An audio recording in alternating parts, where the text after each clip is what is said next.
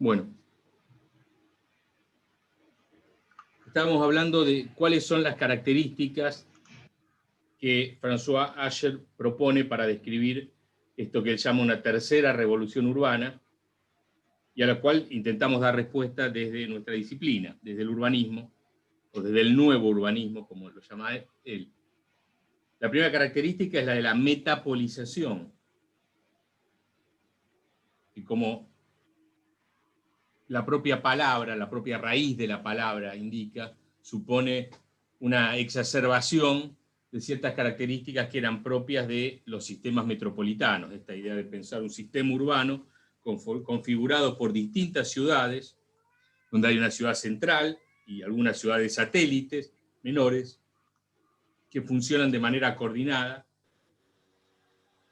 a pasar a funcionar a un sistema de grandes áreas metropolitanas que se van organizando entre sí de acuerdo a una lógica de red, donde ya las centralidades empiezan a competir entre sí y se empiezan a configurar sistemas urbanos muy complejos, ¿no?, de áreas metropolitanas articuladas entre sí, que hablábamos, recuerdo, en otra clase, que es lo que podemos ver si nos subimos al Shinkansen en Tokio, al tren bala, y llegamos hasta Fukuoka, la ciudad más cerca del continente, y no nos vamos a dar cuenta prácticamente que estamos saliendo o entrando de una ciudad a otra constantemente. Es una especie de continuum, donde en el paisaje vamos a ver alternadamente entornos urbanos, rururbanos e incluso algún que otro entorno rural, pero que de muy reducida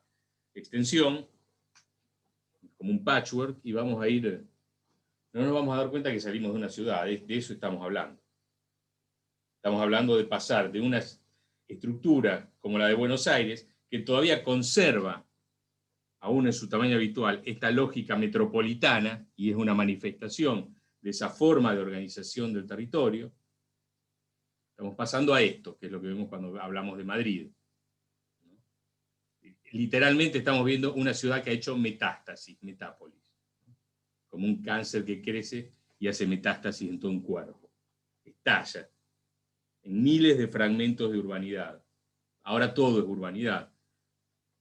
Y esto, dice Asher, bueno, en realidad es un proceso que se vino dando a lo largo de todo el siglo XX y que había ya comenzado con la ciudad del siglo XXIX, un proceso de deconstrucción de la ciudad como hecho físico, que va desde una ciudad donde claramente todavía en el siglo XIX podía distinguirse lo que era campo de ciudad, y la ciudad, el tejido urbano, era el tejido de lo construido, donde predominaba lo edificado por sobre lo vacío, claramente, pero se fue construyendo incluso intencionadamente, con propuestas como las de la ciudad de Jardín, del siglo XIX, con propuestas como las de el movimiento moderno, o las propuestas que fueron antecesoras de lo que se conoció como el movimiento moderno. Es una tendencia evidentemente a deconstruir la ciudad como hecho físico, a confundir la ciudad con el entorno abierto, con el campo. Estas grandes urbanizaciones como Levittown en Estados Unidos, estos grandes barrios que son característicos de la suburbia norteamericana, pero también las grandes intervenciones estatales que uno podía encontrar en Berlín del Este, en la Berlín comunista, estos grandes conjuntos habitacionales donde uno se funden, parecería, ¿no?, campo y ciudad. Se difuminan los límites, podemos ir al norte de nuestra ciudad y tratar de distinguir dónde empieza Granadero Baigorria y dónde empieza Rosario, más allá de que podemos decir, bueno, cuando cruzamos la conexión Rosario-Victoria estamos saliendo o entrando a la ciudad de Rosario. Pero esta idea de que estos espacios, un tanto, podríamos utilizar una metáfora y decir que son casi anfibios, ¿no?, que son tanto rurales como urbanos, es una característica propia de los procesos de metapolización, donde se pierde esto, la posibilidad de entender a la ciudad como un hecho físicamente mensurable, como un hecho único, con límites precisos, para empezar a entenderla así, ¿no? espacio de un mayor grado de complejidad en ese sentido, una lectura muy difícil. La ciudad previa, nosotros sabíamos cuando entrábamos, estaba clarísimo, que había una puerta y entraba a la ciudad de Palmanova. Cuando entramos a una ciudad actual, nos encontramos con una infraestructura de estas características. Necesitamos un manual de instrucciones para poder entrar, si no, no podemos entrar, si no, seguimos de largo y nos vamos a otra ciudad. Se hace difícil interpretar en términos perceptivos el espacio urbano. Esta imagen que veíamos la otra vez, una ciudad que consume mucho suelo, no necesariamente que crece en población, pero sí crece en expansión. La otra característica de esta tercera revolución urbana es la transformación de los sistemas urbanos de movilidad, ¿no? Que tiene que ver obviamente con la evolución tecnológica. Recuerden esto de que hablamos de los sistemas de transporte, de información, de personas y de bienes, ¿no? Transporte y almacenamiento. Los grandes trazados de autopistas, el desarrollo, la aplicación de la tecnología de punta al tren, para alcanzar trenes de alta velocidad, que constituyen infraestructuras que estructuran y organizan el territorio siguiendo lógicas diversas, ¿no? La red, lo que vemos a la izquierda acá, que es un esquema de la red de autopistas en Estados Unidos, tiende a organizar el territorio, por ejemplo, siguiendo una lógica que podría estar descrita con una campana de Gauss, ¿no? Con una curva de Bell. Lo que vemos arriba, esa distribución gráfica, lo que me dice es cuántos links, cuántas conexiones a la red de autopistas tienen las distintas ciudades norteamericanas. Y me está diciendo que básicamente casi todas tienen la misma cantidad de conexiones, independientemente del tamaño de la ciudad. Tanto las grandes ciudades como las pequeñas ciudades tienen la misma, alguna a lo mejor tiene 5, 10 y otra tiene 8. Pero todas básicamente tienen la misma cantidad de conexiones. Hay una distribución pareja. Mientras que otras infraestructuras, como pueden ser el tren a veces, o también lo que describe abajo este gráfico, que es el tráfico aéreo, constituyen redes que organizan el territorio siguiendo otro tipo de distribución. Una distribución que se puede describir con lo que se conoce como una ley potencial, o sea, una distribución muy desigual. Las ciudades más grandes tienen muchas conexiones a esa red, o sea, hay muchos vuelos que llegan a las ciudades grandes y pocos vuelos que llegan a las ciudades más chicas. No es una distribución pareja, es una distribución, son infraestructuras de la movilidad que crean una nueva forma de organizar el territorio y que crean nuevos focos de centralidad. Ocurre con el tren, ocurre con el avión, no ocurre tanto con el automóvil. O sea que la tecnología aplicada a estas redes de movimiento va a configurar territorios totalmente distintos. Y esto es importante empezar a entenderlo. Pero además estamos hablando de redes a las que se les superpone otra red de transporte de información, no de personas, como es la red informática, ¿no? La web. Y este gráfico que también ya habíamos visto, que lo que me muestra son los flujos de información entre distintos puntos de una ciudad existente europea, que se superponen a la red de calles, de espacios públicos que conocemos. O sea, una nueva red de transporte de datos. Y que nos permite esto, tanto una red como la otra, las redes materiales como las redes inmateriales, en el fondo lo que nos permiten es volver a dispersarnos por el territorio y conformar una ciudad insularizada.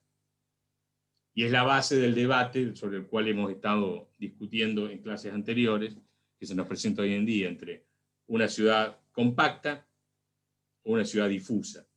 Una ciudad difusa que es posible gracias al desarrollo tecnológico de estas redes. Que además también impactan en la forma en la que vemos la ciudad. Antes veíamos un esquema del metro, bueno, este es un esquema del metro de París, del subterráneo de París. Cambia totalmente la forma de percibir la ciudad.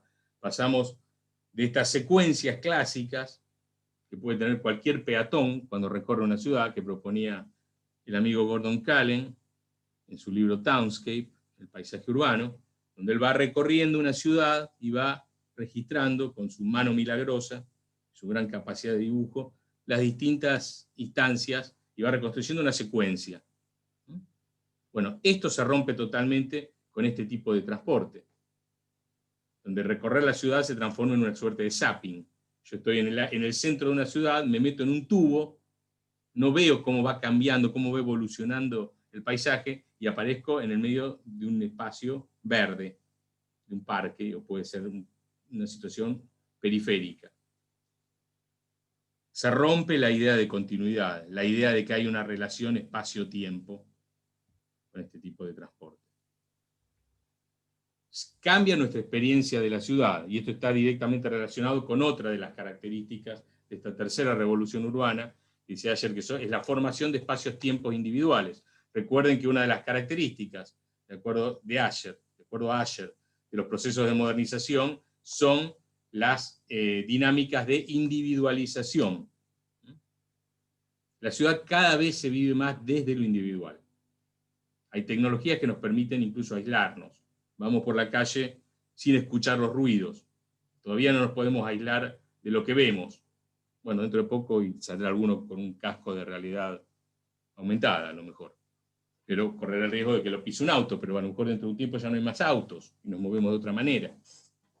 Pero también podemos independizarnos de la ciudad, podemos vivir la ciudad afuera de la ciudad, gracias a la World Wide Web. Podemos movernos en cualquier lugar de la ciudad y que cualquier lugar de la ciudad se transforme en nuestra oficina, básicamente. Nos aislamos en los espacios compartidos. No estamos mirando el espacio común, estamos mirando lo que tenemos en nuestro propio espacio mundo privado. Y además estas tecnologías que nos permiten a alta velocidad recorrer grandes distancias, rompiendo esa relación tradicional que tenían los medios de tracción a sangre entre espacio y tiempo, ya sea con el automóvil, con el tren rápido, y que la experiencia urbana sea como la de vivir en un zapping. Trabajar en un área hipercongestionada como el centro de la ciudad y vivir en las afueras, vivir en el campo, que en el fondo fue una vieja aspiración histórica del ser humano, ¿no? Siempre quisimos, como me decía algún urbanista una vez, siempre quisimos trabajar en el centro y vivir en el campo, ¿no? Bueno, ahora lo logramos, por supuesto, tiene sus costos.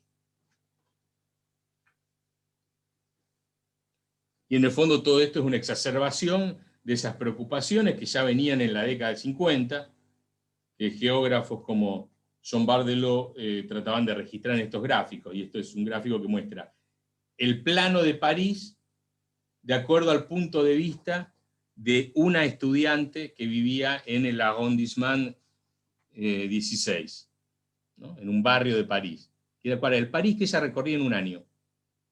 Iba desde su casa hasta la universidad, en bicicleta, se tomaba algunos colectivos. Bueno, imaginemos que la experiencia urbana hoy en día es una sumatoria de experiencias individuales.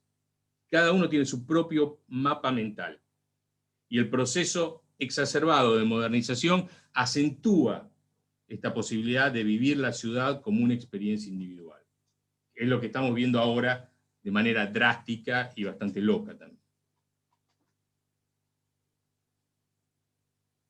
Lo que se empieza a perder un poco también es esto, ¿no? Se empieza a debilitar la posibilidad de compartir espacios tradicionales de la urbanidad, como pueden ser las centralidades, y empezar a fragmentarlos en espacios no individualizados, pero sí que pertenecen a un determinado grupo. Cada grupo va a su lugar, pero también puedo exacerbar la experiencia de comprar en el centro y pasar de esto a esto, y de esto puedo pasar a esto, y acá sí transformo la experiencia de ir al centro a comprar una ropa en una experiencia puramente individual. Lo hago desde mi casa. Y ustedes lo están viviendo y lo estamos sufriendo también ahora. Otra característica de esta tercera revolución urbana es la de nuevos tipos de servicios públicos, que es algo que ya hablamos, ¿no? Cómo van evolucionando, cómo la evolución tecnológica nos permite también resolver determinadas necesidades, cambiando la forma en la que se prestan los servicios. Y pasar, principalmente también se ve esta lógica de la individualización, pasar de servicios que se satisfacen de manera centralizada a servicios que se satisfacen de manera individual, ya sea en nuestra casa o en negocios construidos específicamente para eso. Pasar de una actividad centralizada como el correo a una actividad descentralizada e individual como es el mail. De la provisión de un servicio telefónico público a resolver el problema desde mi computadora personal, o incluso la personalización del taxi. Ya no tengo que salir a la calle y esperar a que pase un taxi, irme a una esquina donde sé que hay oferta de taxis. Lo que importa que es la demanda. El taxi viene a mí, como quien me trae el desayuno a la cama. No voy a buscar el desayuno, no voy a buscar el taxi, lo llamo. Y viene cuando yo digo. Hasta puedo pautar el precio. Y es esto, pasar también de un sistema de provisión de energía centralizado a, en un futuro, si la evolución tecnológica nos lo permite, pasar a un sistema de producción de energía focalizado, descentralizado en cada unidad de vivienda. Esto, pasar de una biblioteca centralizada física, espacial, a una biblioteca virtual, o pasar de las clases presenciales a esta forma tan extraña que tenemos de dar clases en este año, y que esperemos poder empezar a cambiar el año que viene. Otra de las características, la redefinición, y acá ya la cosa se pone un poco más compleja, y se halla la redefinición de la correspondencia entre intereses individuales, colectivos y generales. Esta idea de que hay intereses, que es indiscutible, que hay intereses individuales, colectivos y generales, y que hay a veces una articulación, pero también conflictos, ¿no?, entre los intereses individuales y los colectivos, es una de las características de cualquier entorno urbano, del modo en el que se van a resolver los distintos procesos que de alguna manera gobiernan los procesos de transformación de la ciudad, de construcción de la ciudad, básicamente los procesos de urbanización. Lo que dice Asher es que esta relación entre lo colectivo, lo individual, lo general, está cambiando drásticamente en la ciudad contemporánea, en la tercera revolución urbana. Hay una forma bastante clásica, que es la que está en nuestra bibliografía, de clasificar a los actores. Los actores serían las personas que vamos haciendo el espacio urbano. Ustedes recuerden que los urbanistas no somos los únicos que hacemos ciudad. La ciudad es el resultado de procesos que están realizados por distintos actores. Nosotros somos un actor más, que intentamos regular, sin suerte. Antonio Pires clasifica a los distintos actores que producen al espacio urbano de acuerdo a sus objetivos. Dice, ¿cuáles son los objetivos que persiguen los actores? Bueno, dice, hay actores que están orientados por una lógica de obtención de ganancias. Lo que permiten es generar ganancias económicas, generar dinero, y para eso modifican el espacio. La lógica de actuación de estos actores es empresarial, y está relacionado con procesos de acumulación, estrategias de concentración, etc. ¿Quiénes son esos actores? Bueno, estos serían ejemplos. La Cámara de Argentina de la Construcción, la Unión Industrial, la Cámara Argentina de Comercio, son grandes entidades que agrupan a este tipo de actores y que cambian el espacio, ya sean los industriales, los comerciantes, los constructores, van modificando el espacio constantemente. Lo modifican con la oferta residencial, que puede estar en el centro de la ciudad o en la periferia. Todas estas modificaciones del espacio se hacen con un objetivo: obtener ganancias. Esta concentración de terminales portuarias y de instalaciones industriales que se dan en el cordón norte de Rosario, a lo largo de la Ruta 11, si salimos por la Ruta 11, atravesamos el puente y vamos hacia el norte, hacia Puerto General San Martín, de Rosario, vamos a ver que hay muchas terminales portuarias que aprovechan la cercanía de la ruta, aprovechan la cercanía del río, es un lugar estratégico, y se fueron instalando ahí. Eso obedece a una lógica económica. Conviene estar instalado ahí para este tipo de actividades. O conviene la concentración para actividades comerciales. Distintas formas de concentración, ya sea en una calle de centralidad, como puede ser la imagen que vemos arriba a la derecha, que es calle San Luis, en el centro de Rosario, o concentrarse en un edificio, como puede ser un shopping. Esta idea de la concentración. Se modifica el espacio urbano. En este caso se generan centralidades por múltiples actores que lo que están buscando es un beneficio económico. Hay otros tipos de actores, dice Pires, que modifican el espacio persiguiendo objetivos de índole política, que tienen que ver con el poder. La lógica es político-administrativa.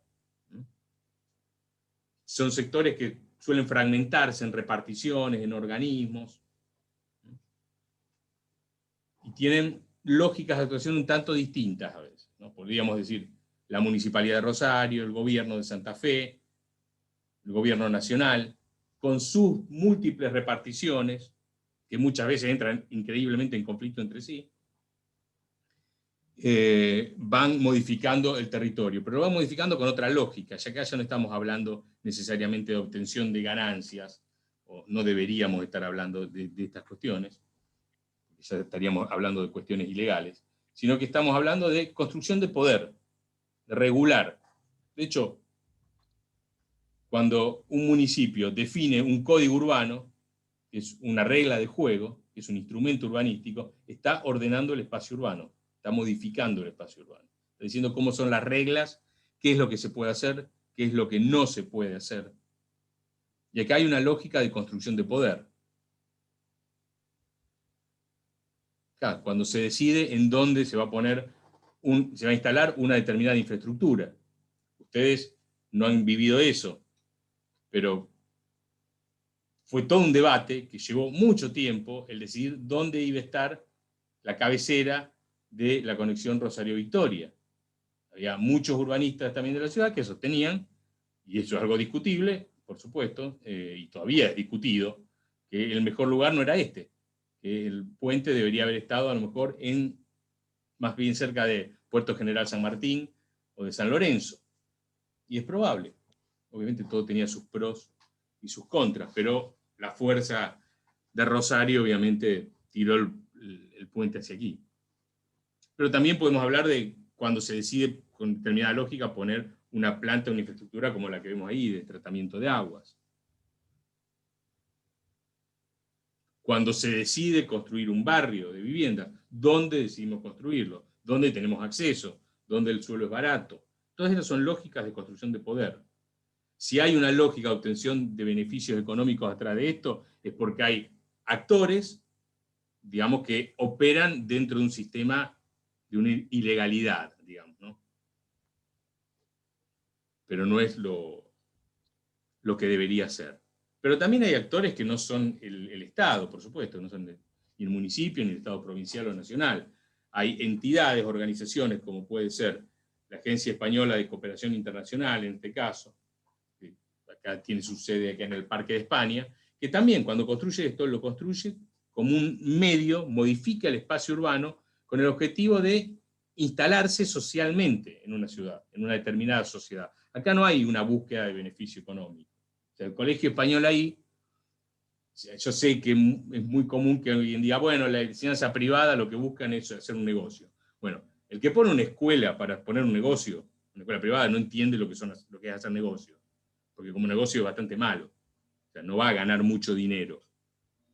Pero generalmente son grupos que lo que buscan es posicionarse socialmente en la ciudad, acrecentar su poder, su capacidad de influencia, a lo mejor indirectamente sí después para hacer algunos negocios que sean rentables, más rentables que la educación o que un centro cultural.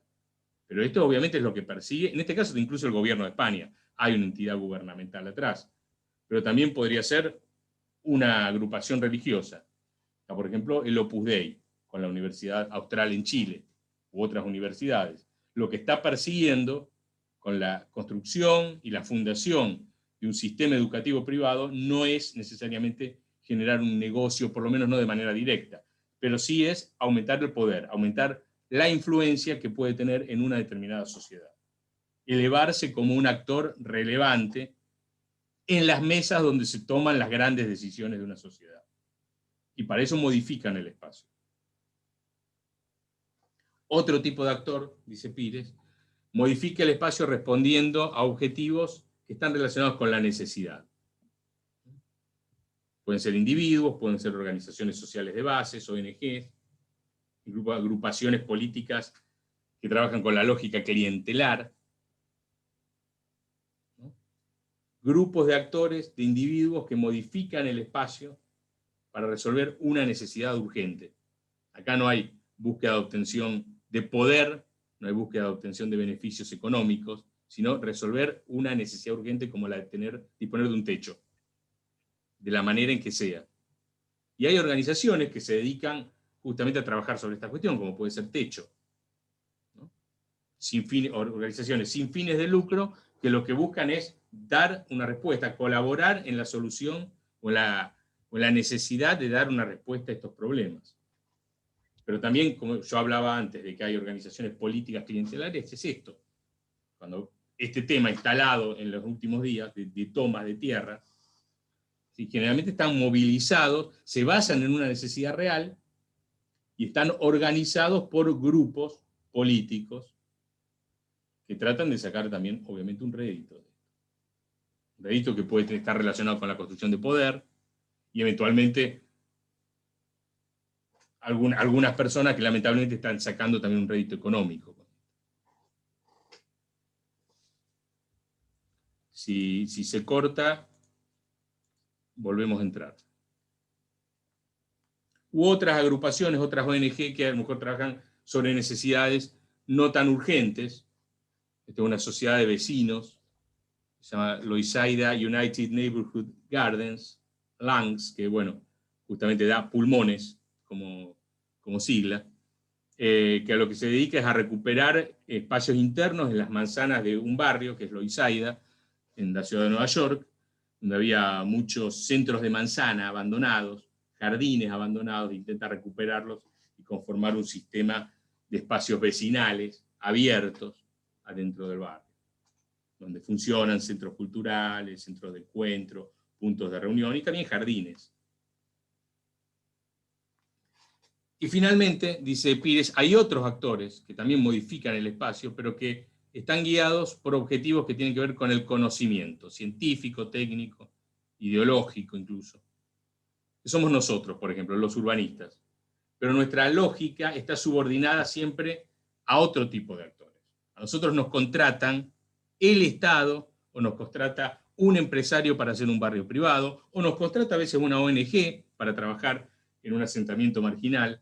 O sea, nosotros ponemos nuestro saber específico, técnico o científico, lo ponemos en función de otra lógica, de la lógica de alguien que nos contrata.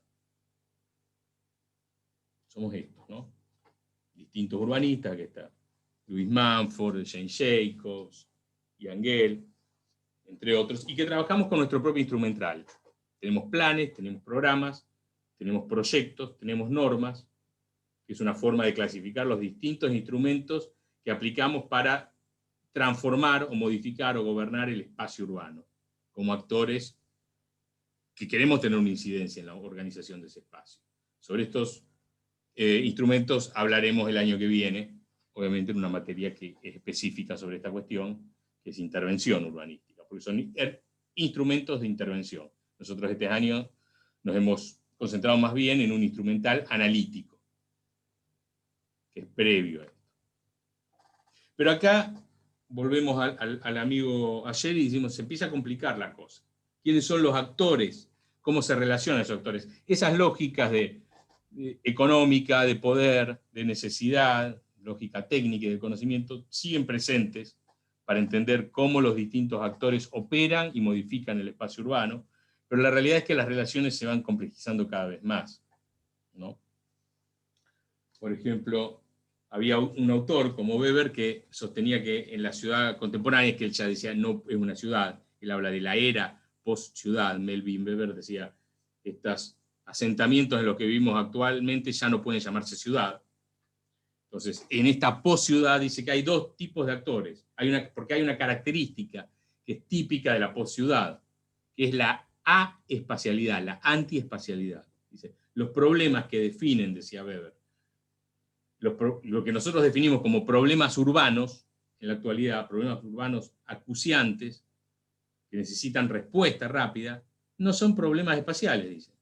No son problemas urbanísticos, son problemas económicos, son problemas sociales, son problemas que tienen que ver con otras disciplinas, que los urbanistas no podemos resolver. El problema de los asentamientos marginales es un problema económico y social. Nosotros podemos construir un barrio, pero esa no es la solución al problema.